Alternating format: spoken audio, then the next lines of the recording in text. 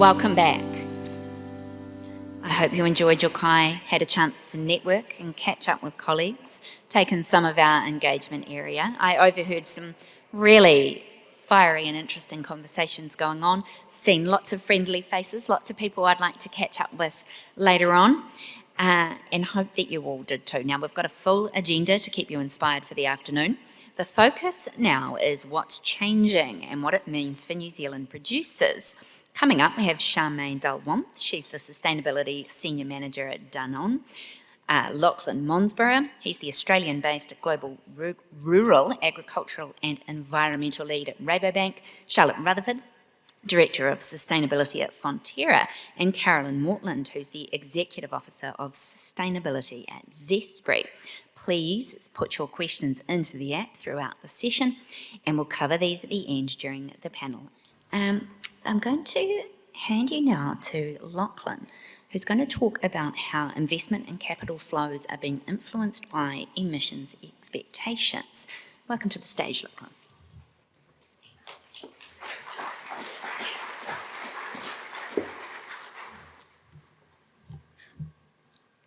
Good afternoon, everyone. Thank you for having me. And I must sincerely apologise to begin with to talk about mandatory reporting straight after lunch. And I think it's an important topic though, because as we heard from the speakers in the morning, the ministers, the director of the Climate Change Commission, this is becoming important in how we think about trade, and trade obviously flows through to capital markets.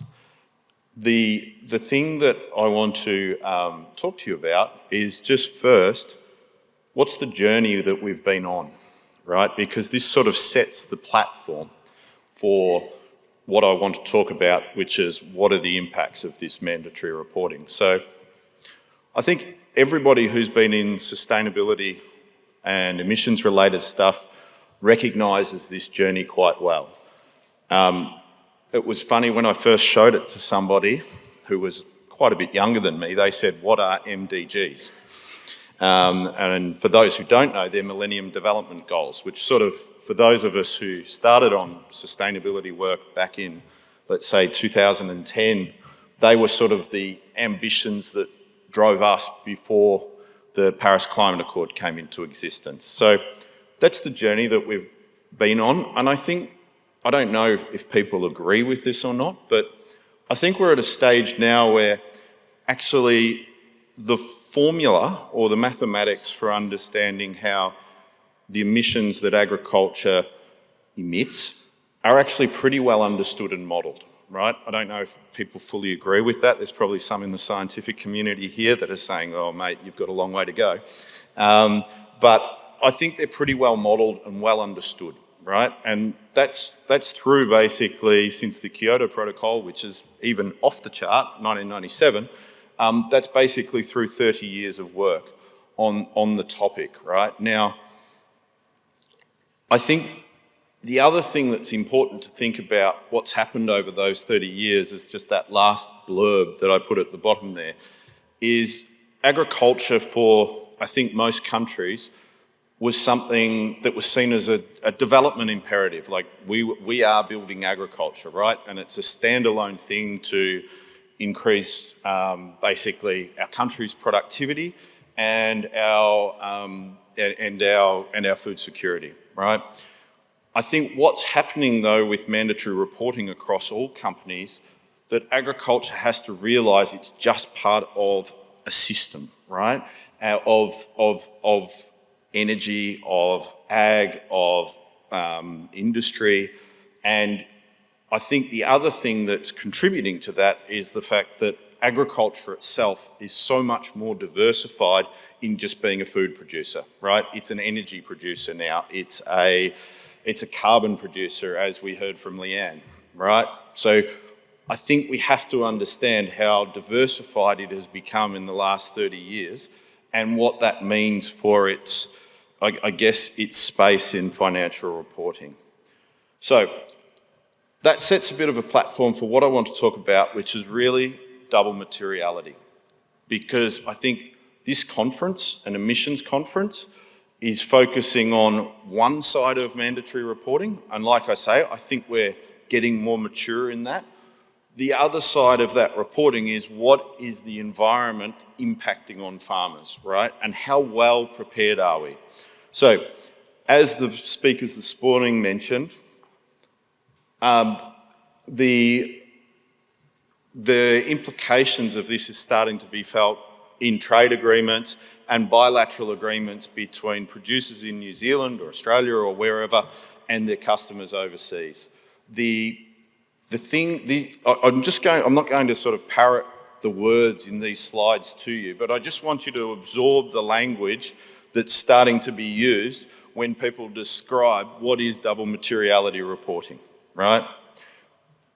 Now, this is surprising. The US had started on this in terms of environmental disclosures. I think the politically correct language is there is a pause in proceedings around this, right?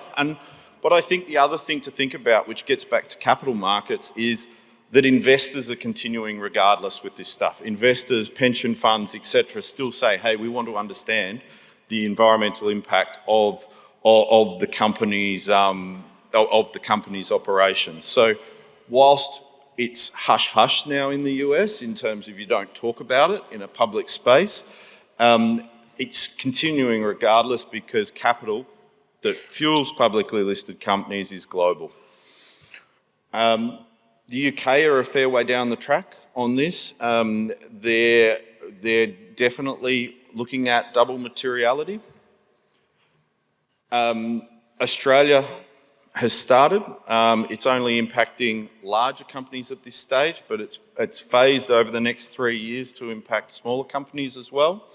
And I think the surprising one that started is China as well. Okay, so China are looking at this as well, and they all comply with the, I think something that's got to become common in our language is the IFRS S1 and F2. So that's the International Financial Reporting Standards, Sustainability 1 and 2, right? So if you're not familiar with those sort of documents and what's entailed in them, that's what is going to guide companies about what they are going to report in the future in all these key markets. So let's just cut to the chase, what does double materiality mean for those that don't know, right? The one side of materiality is what we're all here for, the emissions reporting on farm, the environmental impact that the farm creates. The other side is how does the environment impact on the farm? Now, I think we've spent the last 25 years thinking about how we report on that farming impacting on the environment. I think it's fair to say we haven't spent a huge amount of time, or at least the same volume of time, of how do farmers go about reporting on it, right? I'm going to put something out there. I believe in the same way we have emissions accounting, we need a similar framework globally that anybody can reference with data that allows any farmer to say, this is the impact that the environment's having on me. And that the metric, it doesn't matter if you're in Turkmenistan or Taranaki, right? The metrics are the same that each guys would use. Exactly in the same way as those farmers in those two locations would talk about the methane from their cows, right? That's critically important. Well, I believe it's critically important because under the IFRS S1 and S2, there's no guidance for agriculture. And if all these governments of key markets are demanding this,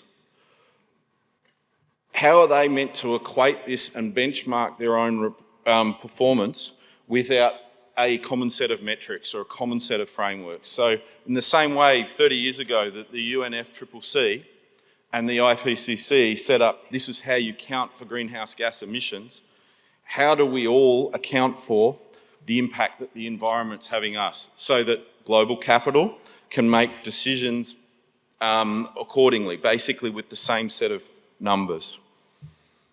Now, what does this mean for New Zealand farmers today? This is my opinion, right? So I've got to state, this isn't Rabobank's opinion, right? I might get told off, I mightn't have a job tomorrow. But I think what it means is because of the lack of clarity around what this means, right, from a reporting standard, banks, I'm not going to talk for supply chain, but at least banks aren't probably going to ask farmers for too much data in this space, right? I think most of the data will be sourced geospatially and through public sources, publicly available models. And banks will follow where banks operate multinationally or where they operate regionally. Banks will follow basically the local regulations in each of those markets, right? Personally, I think there is a huge challenge for agriculture to build a framework because I think that actually helps agriculture. I was really interested to hear some of how this conversation is in the trade environment from the speakers this morning is starting to be spoken about openly. I think if we could actually equate those metrics well, it would be a real opportunity in trade negotiations, especially around resilience and certainty of supply chains. So that's all I have, and I'm looking forward to the questions at the end of this session. Thank you.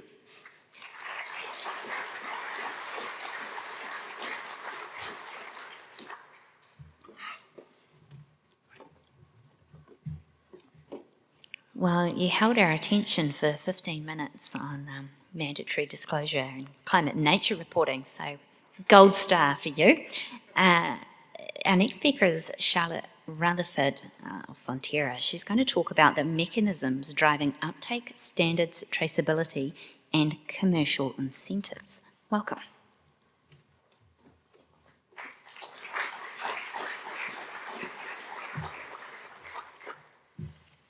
Thank you, Eloise, and thank you to everyone for having me here today. I also had the privilege yesterday of spending some time with the AgriZero Farmer Focus Group, which was absolutely fantastic. What an amazing group of farmers to be able to bounce ideas off, and I apologise to them in advance if this is a little bit repetitive, but also keep your phones in your pockets. I do not need any more of your hard, challenging questions that you asked me yesterday, and an extra 24 hours to come up with even harder questions could, have me in tears on stage. So no questions from you guys.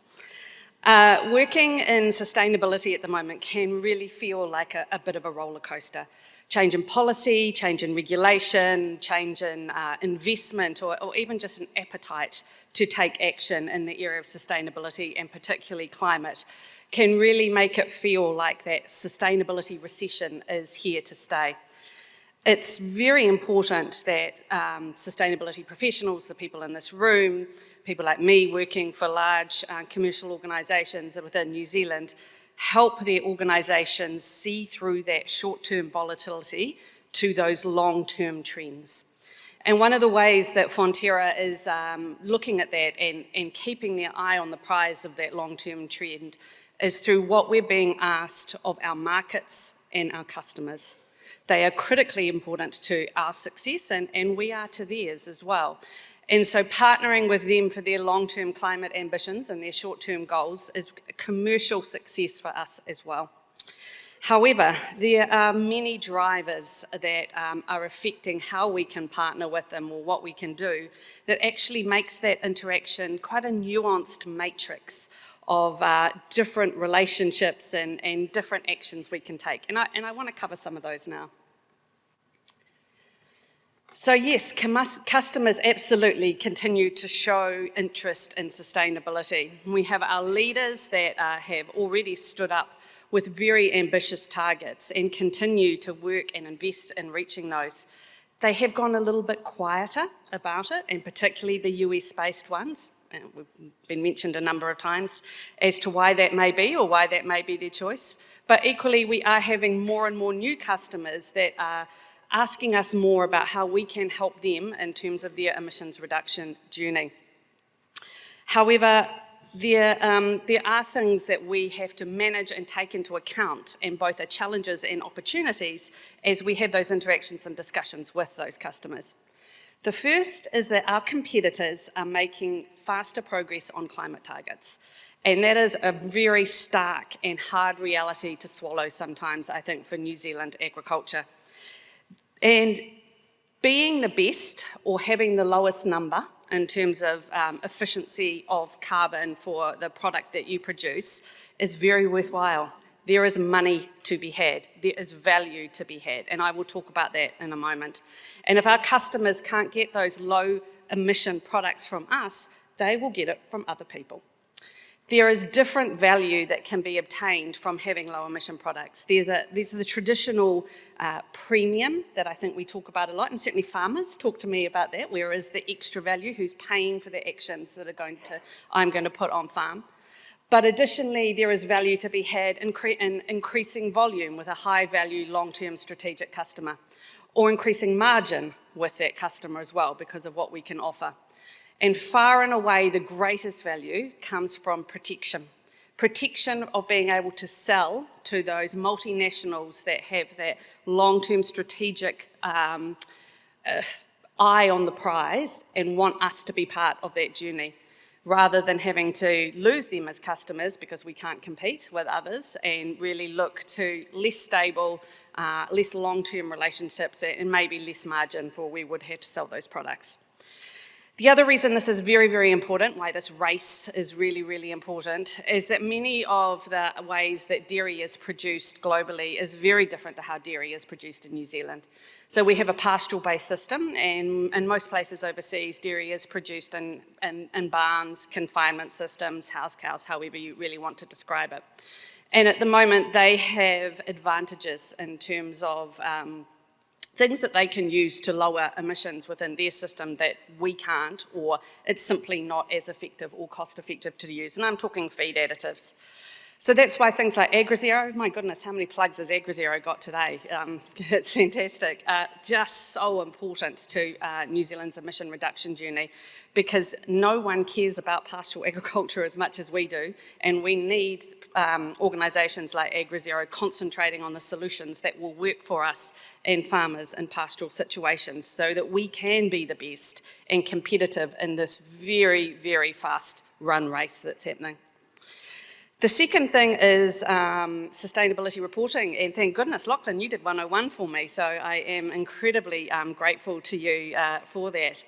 But as sustainability reporting or climate disclosures increases around the world, that affects what our customers ask of us. If they're having to look down the line under European regs and they're going to have to report double materiality, or they're going to have to report progression against their targets publicly, they want to know that you're part of that journey and that you are giving them what they need to help report a really good story. New Zealand's been doing this for a few years in terms of disclosures, and it really is a double-edged sword. On one hand, I think climate disclosures is fabulous in terms of it gives transparency. It gives transparency to everyone that's reading it, particularly the end users of the report. And it also really puts the pressure on to make progress. No one wants to be reporting that we didn't do anything or we went backwards, so it really puts that pressure on. On the other hand, it makes companies nervous. It makes companies nervous to be really ambitious about what they can do in terms of the space of climate, because they're going to have to report lack of progress or even failure. And this morning I was talking to my manager, and he had a suggestion for me to solve a problem about something that we could do. I won't bore you with the details, and nor would I have a job at the end if I did. But he said, well, how about A, B, C, D? And I said, look, that's a great idea, Matt, but we have to think about it in terms of disclosure. If we would have to disclose that this year, and then what happens if we haven't got that planned out here, haven't got that changes this. And I think that's just a really stark example of what can happen when we don't quite get the balance right. It also makes us a little bit restricted when we have customers who aren't in the same regimes that we are in terms of climate disclosures, that want to do really bold, ambitious, cool, experimental things that could really make fantastic change. And we become a bit reticent or a bit more nervous, and they wonder how keen we are and are there other people that could do it. So I think finding that balance is tricky but important. It leads me on to the next issue that you have to consider when you're working with customers as well, and that's the demand for transparency and reputation and compliance risk. Don't get me wrong, I don't think that we shouldn't have to be transparent. We absolutely should. And no one wants to see greenwashing or to see consumers or public lose trust in the companies that they're relying on to make change in this area. But equally, we don't want to move into green hushing as well, where again companies become far too scared to be really ambitious in this space for fear of ending up in litigious situations that are very expensive, and I can vouch for that, and take away money, time, resource and confidence in doing the right thing and making action in the right space. And finally, the other thing that really is coming through for me in terms of my conversations with our markets and our customers about us creating value from climate is severe weather events, and the fact that the discussion around mitigation and reaching targets has absolutely expanded rapidly to full transition planning. So when you have a meeting, and we call it customer season at Fonterra, they all like to come in late summer when it's lovely weather, and you have a meeting with procurement teams and sustainability teams. We had one large customer here a few weeks ago. The procurement team basically talked to me. They have mapped the world. We've mapped the world for where we will be sourcing ingredients in 5 years, 10 years, 15 years, 50 years, based on the modelling that we have done about how these supply regions are going to respond to a changing climate, but also to the severe weather events that are going to impact them. So Fonterra obviously has its own transition plan. We're starting in our adaptation work, but this is a place where New Zealand Inc. can thrive together, because transition plans in isolation in one business don't mean a whole lot when you are so reliant on infrastructure, other companies, and the ways that the supply chain within New Zealand and globally links up. But this is our time to shine with customers, when we can bring together mitigation and adaptation and be leaders in what we can offer them in terms of secure supply chains into the future. For Fonterra, we have a massive advantage in that we have farms that stretch from Northland to Southland, and we have manufacturing sites that go up and down the country. So in terms of severe weather events or changes in pasture growth or rainfall, we can give confidence to our customers about how we can provide product to them because of that breadth up and down New Zealand. On the disadvantage side, we're a teeny tiny country at the bottom of the world. And when you look at the volatility that's happening now, and we can only expect that to carry on, that can make some customers just a little bit nervous about what that will mean for sourcing into the future. So what does all this mean? This means it's really hard and complex. Anyone want my job? But that high value customers are our North Star, and we're going to have to work hard to put the right partnerships in place with them. We've been doing that. We've been building really close relationships, and we've had some significant success. And I'm going to let one of our customers, Mars, just very quickly in a video talk to you about that and what they see in terms of Fonterra and our farmer owners. We're looking to drive towards our broader global ambition of net zero by 2050 with a 50% reduction in our GHG footprint by 2030. We know that to deliver our goals, we need to partner with both our direct suppliers like Fonterra as well as the farmers that sit behind them. We know some of the changes that we're looking to drive aren't easy. Sometimes they bring costs with them. That's really where we're going to be helping incentivize and financially reward the farmers with the lowest emissions. We see all this work today as helping set both you and other farmers up for the world we want tomorrow. I cannot emphasise the value and the importance of connecting farmers to customers. I think it's one of the few faults of the co-op is that farmers originally invested their money in an organisation that was to collect their milk, to process it, to sell it, to market it, get it to customers, and to do that piece of the work for them. And I think we did a good job, but distanced farmers from their customers, and we need to join that back up again. And it's very much what many of our customers like Mars and Nestle are very keen to see happening.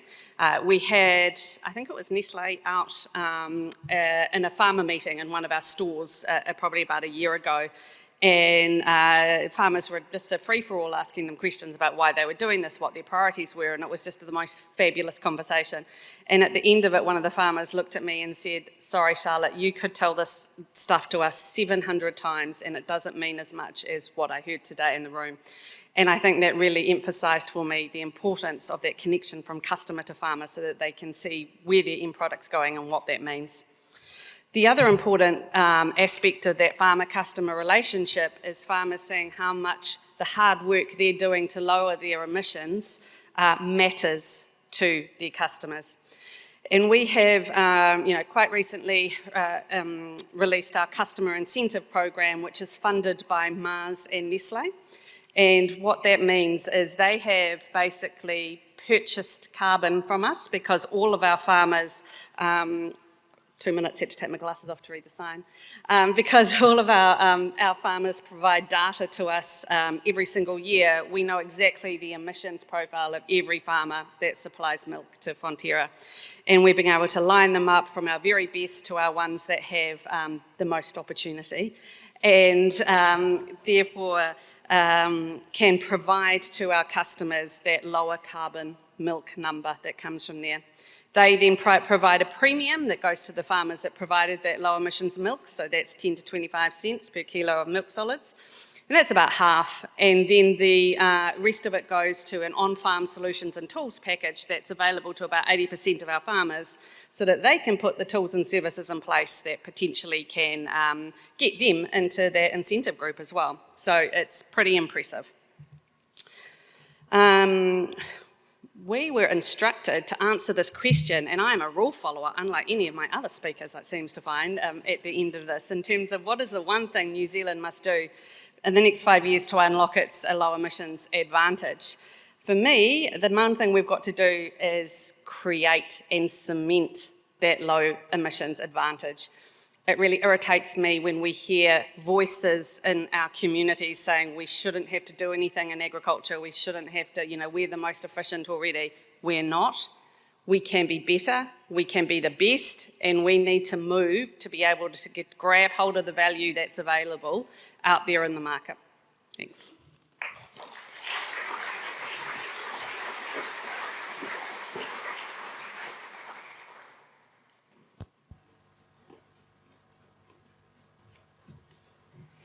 Thank you, Charlotte. Your diligence in answering that question and answering it well will be reflected in your report card at the end of today. Half a mark off for everybody else. Our final speaker for this session is Carolyn Mortland from Zespri. She's going to talk to us about the Scope 3 emissions advantage and meeting high-value customer expectations.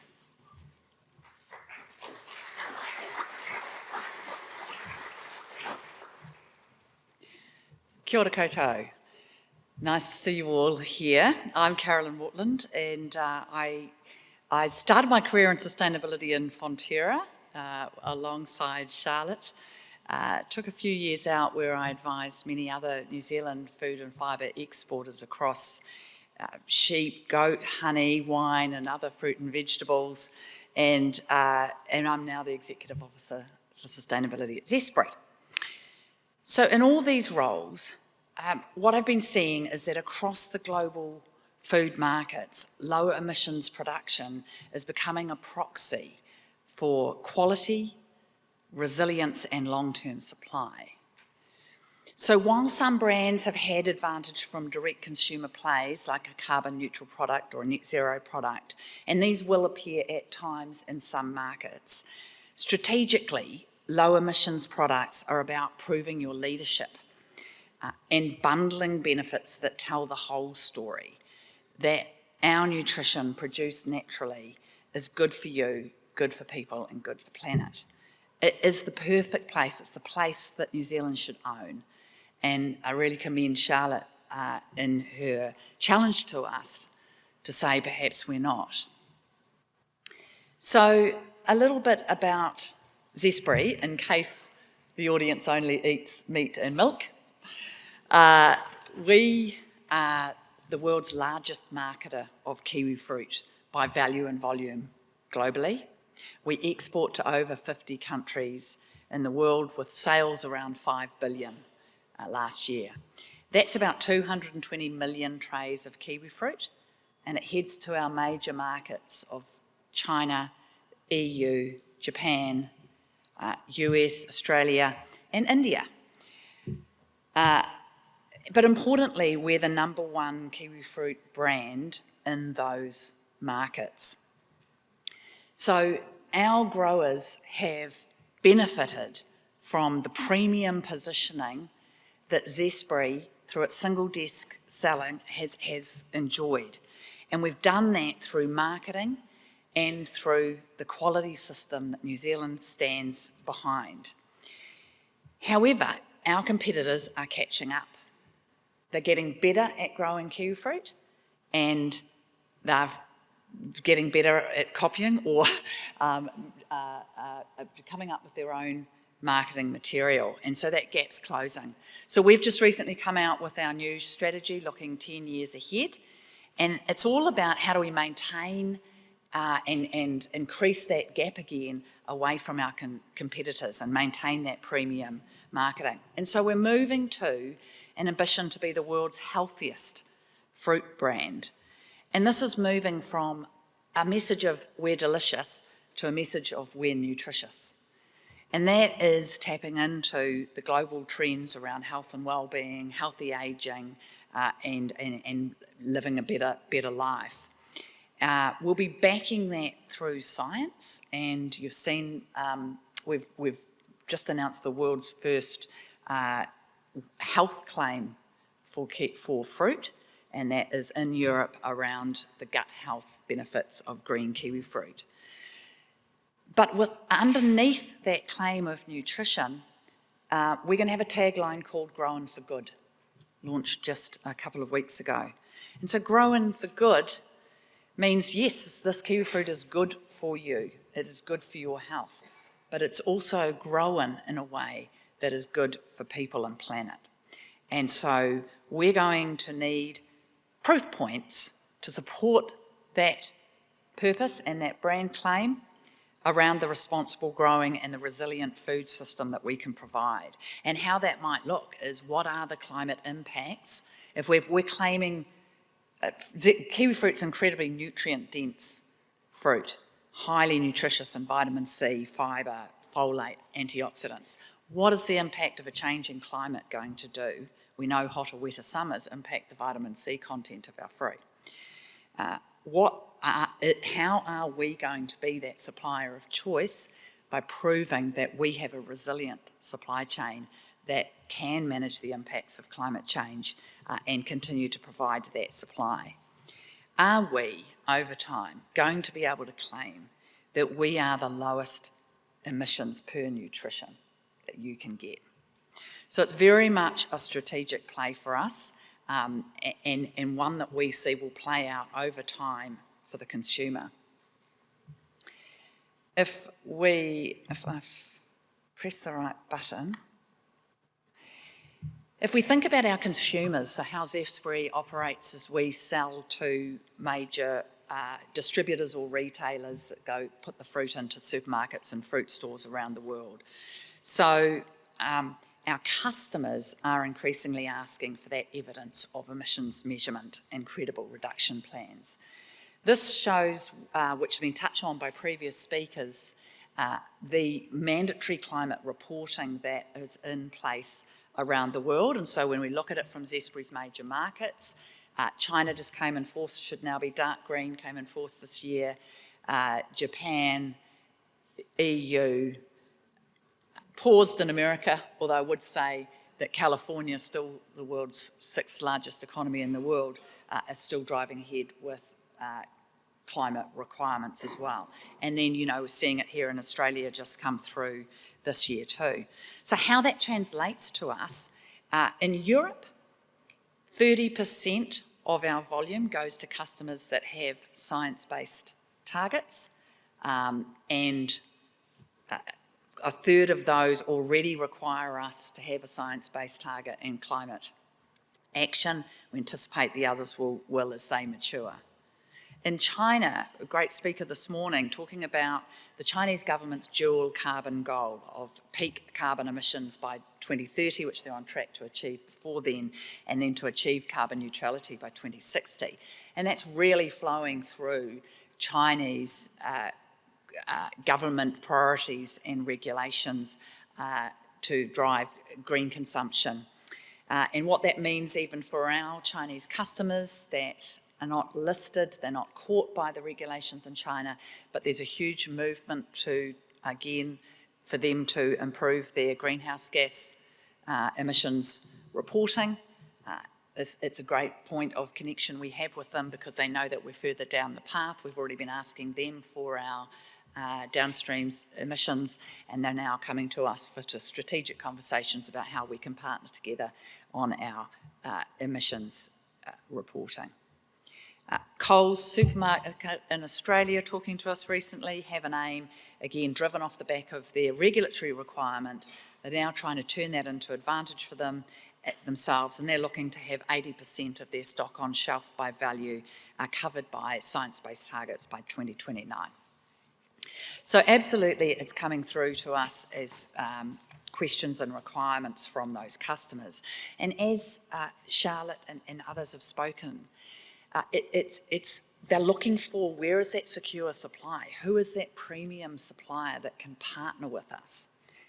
So New Zealand, please, how do we take this opportunity and cement what should be ours, what is ours? Because we are leaders in global food production now. Are we going to be in the future?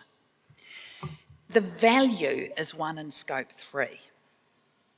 Most businesses, just about every business, has a difficult scope 3 relative to their own direct emissions. And scope 3 is harder because it's spread across many partners and systems, and its progress often depends on technology, if not biology, new incentives and collaboration. For Zespri, and I do admit it's kind of nice moving from dairy to kiwi fruit and no longer having the methane problem.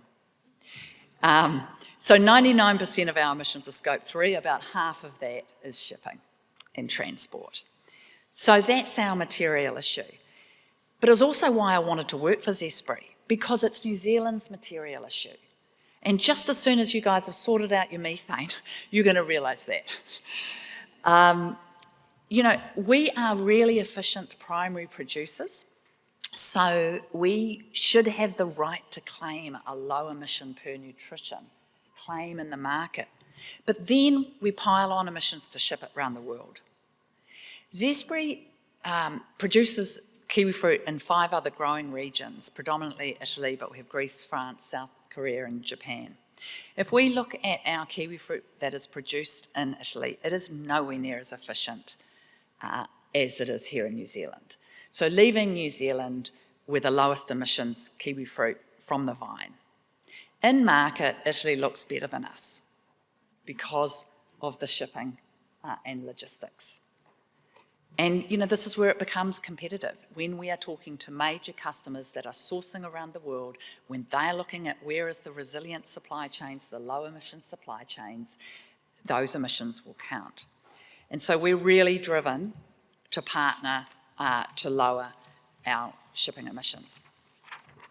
So if I sort of said, what is our focus? One is focus where it counts, focus where there will be competitive advantage on the table, either to lose or to win.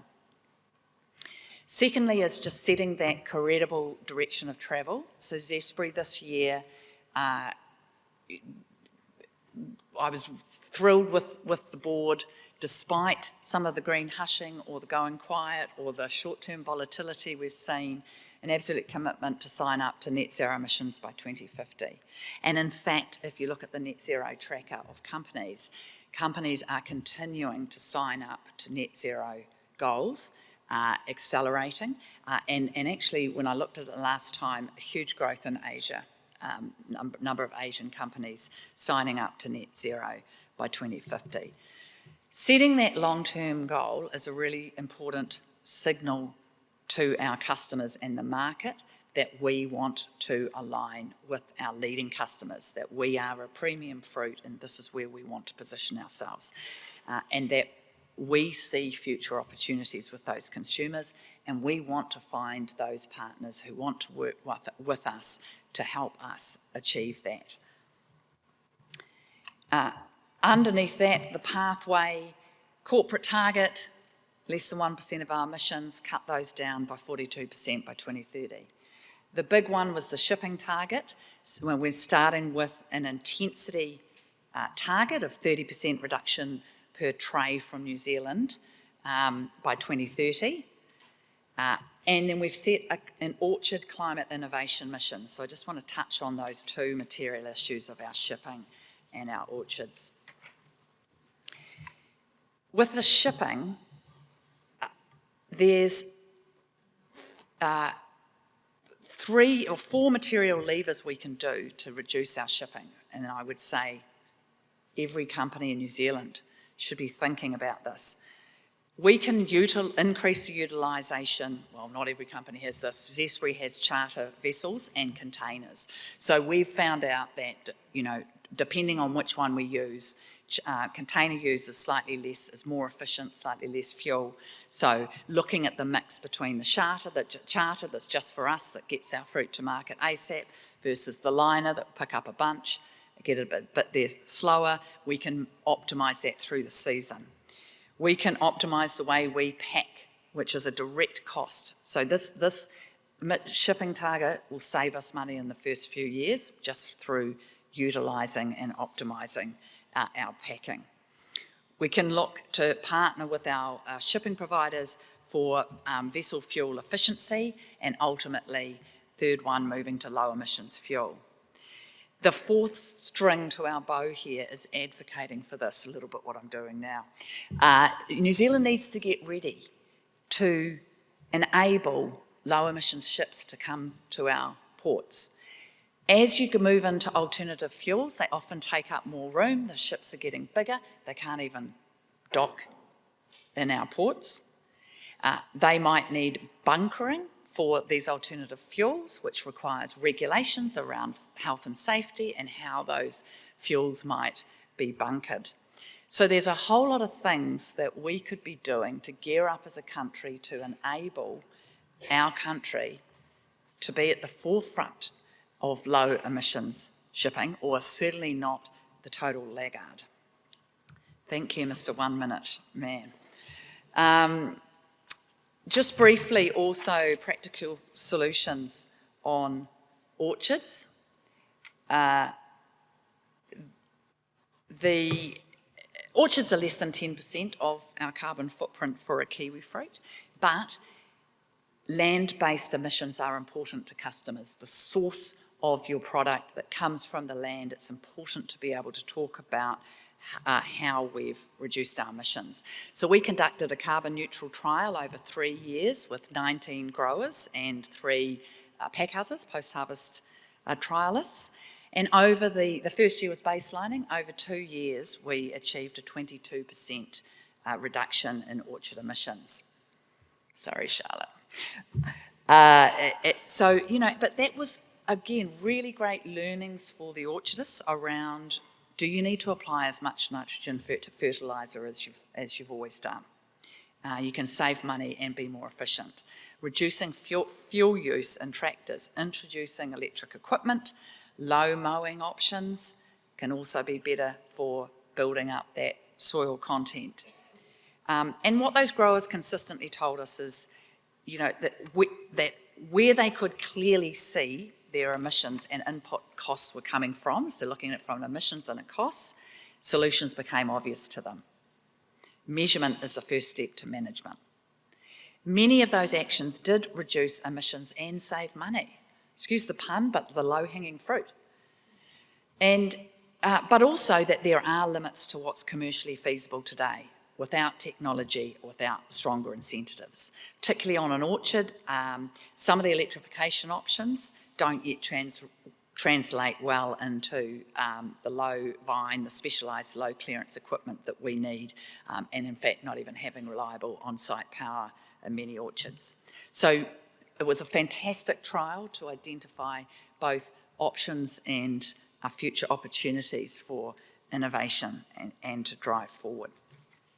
I also did my homework and answered this question, which is, what is the one thing that New Zealand must do in the next 5 years to unlock our low emissions advantage?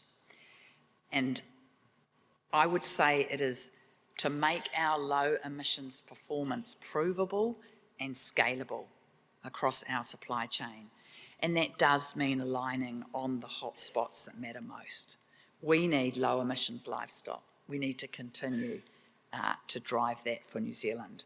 We need low emissions logistics so that we're part of the game of getting our fruit to market in a low emissions manner.